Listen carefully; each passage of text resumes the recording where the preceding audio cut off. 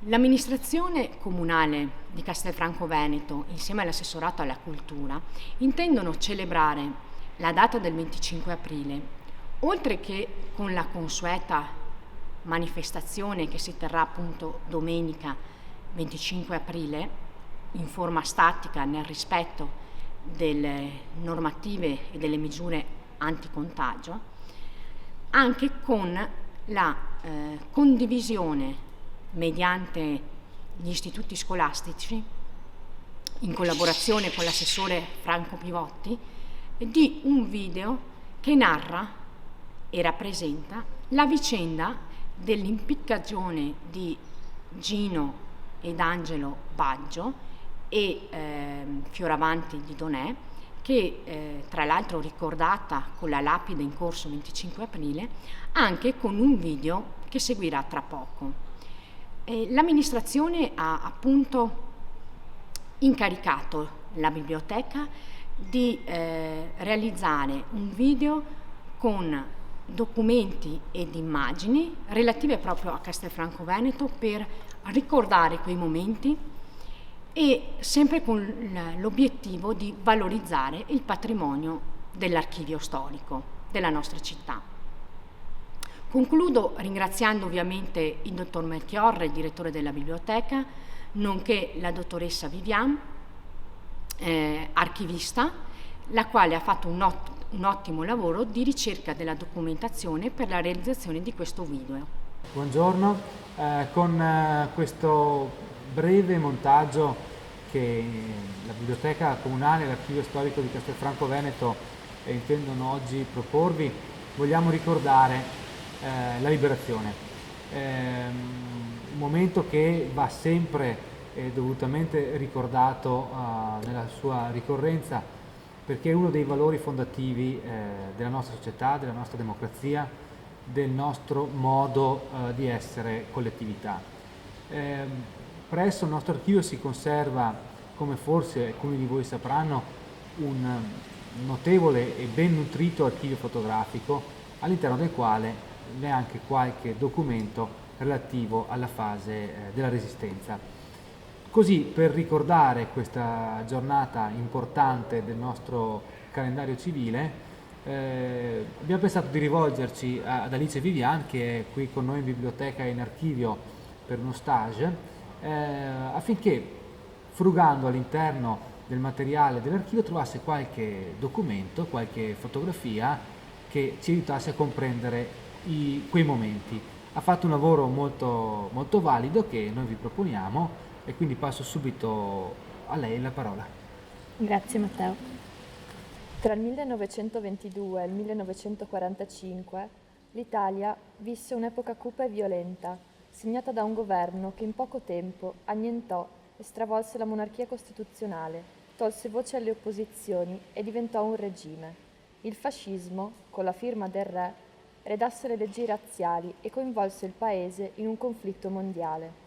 Dall'estate del 1944 la seconda guerra fu per Castelfranco un susseguirsi di mitragliamenti e bombardamenti. Le zone più colpite furono quelle attigue alla stazione ferroviaria, ma subirono ingenti danni anche i fabbricati di Borgo Pieve e Borgo Padova. Dopo l'8 settembre 1943, molti soldati rifiutarono la chiamata alle armi della RSI.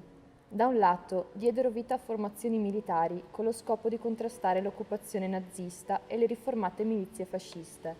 Dall'altro operarono in modo da evitare che si formassero nuove leve, al fine di unire il popolo nello sforzo di liberare il paese. Ma cos'è stata la Resistenza nei nostri paesi? Qual è stata la sua organizzazione? Quali i suoi obiettivi e i protagonisti? Scrive Roberto Battaglia nella sua storia della Resistenza italiana. Nel Veneto si manifesta, fin dalle prime battute, il carattere violento e disperato della resistenza nella regione, che alterna periodi di calma relativa o anche di depressione all'improvviso accendersi di battaglie, di rastrellamenti, quasi senza riscontro nelle altre parti d'Italia. La resistenza veneta è avventurosa, come avventurosa è stata l'emigrazione.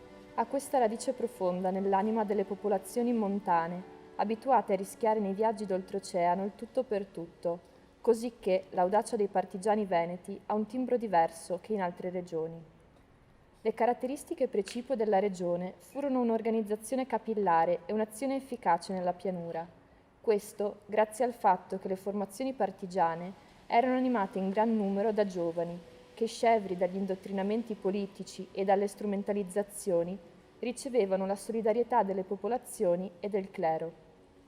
Il successo delle operazioni di sabotaggio dell'esercito nemico fu il prodotto di una disciplina e organizzazione sconosciute a formazioni di altre zone d'Italia. Questo in ricordo di Gino Sartor, ex comandante della brigata Cesare Battisti. Nelle nostre zone la resistenza si sviluppò principalmente nella costituzione di gruppi affiatati, che si prefiggevano come principali obiettivi il recupero di armi e munizioni, il sostegno a militari alleati fuggiti da campi di prigionia e a ebrei ricercati, le azioni di sabotaggio delle linee ferroviarie e stradali per rendere difficoltosi i trasporti di truppe e materiali, l'attacco a formazioni militari, il ricevimento di armi, munizioni, materiali esplosivi provenienti da aerei alleati, decollati da basi situate nel sud. Ci siamo imposti ferme regole di comportamento civile e di rispetto nei riguardi della popolazione e regole di corretto comportamento militare nei riguardi dell'avversario. Non furono uccise persone per risentimenti personali o per motivi politici.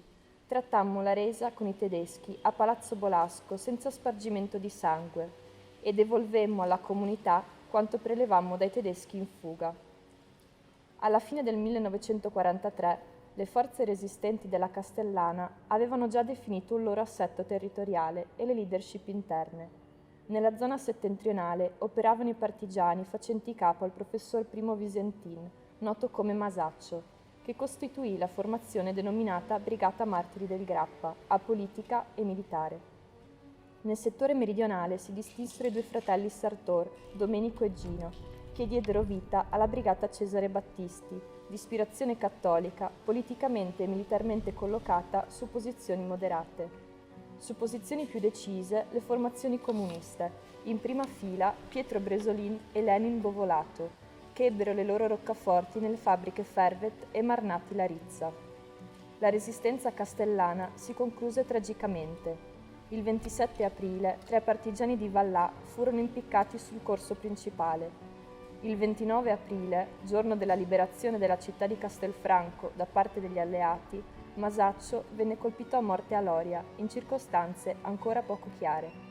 Nello stesso giorno, in località Cazzadora, presso Castello di Godego, un gruppo di nazifascisti uccise a colpi di mitra 80 ostaggi. Questi fatti testimoniano uno dei periodi fondamentali della nostra storia, la sanguinosa guerra civile e sociale che vide opporsi le forze della Resistenza a quelle della Repubblica Sociale Italiana. Avvenimenti che appartengono alla nostra memoria e che devono essere ricordati affinché non vadano perduti ideali e speranze di chi si batté per una società più giusta e più libera. La loro rievocazione, ormai scevra da ogni odio, è necessaria quale veicolo di maggiore informazione e consapevolezza e ha il dovere di ricordarci un preciso atteggiamento nei confronti della vita civile, della democrazia e della libertà.